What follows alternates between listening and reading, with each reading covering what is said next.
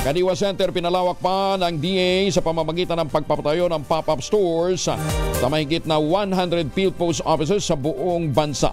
Detalye na balita mula kay Bal Gonzales, RHY. Bal, good morning.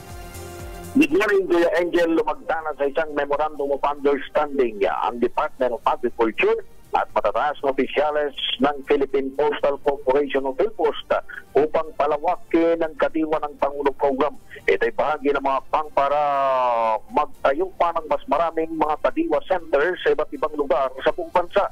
Ayon kay Agriculture Secretary Francisco Chu Laurel Jr., ang partnership na ito ay isang patunay sa kapangyarihan ng pagtutulungan at pagkakaisa ng mga institusyon upang magbigay ng serbisyo sa mga Pilipino. Sa ilalim ng kasunduan, ang DA ay magbibigay ng technical at administrative support para sa operasyon, pagtatagad ng kadiwa stores, kabilang na ang pagsusupply ng mga murang agricultural products sa pamamagitan ng mga farmers cooperatives.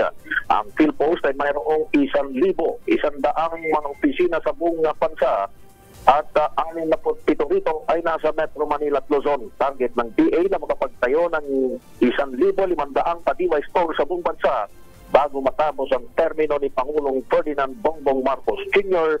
sa taong 2028. Ako si Bal Gonzales, DZRH, una sa Pilipinas, una sa Pilipino. Maraming salamat, Bal.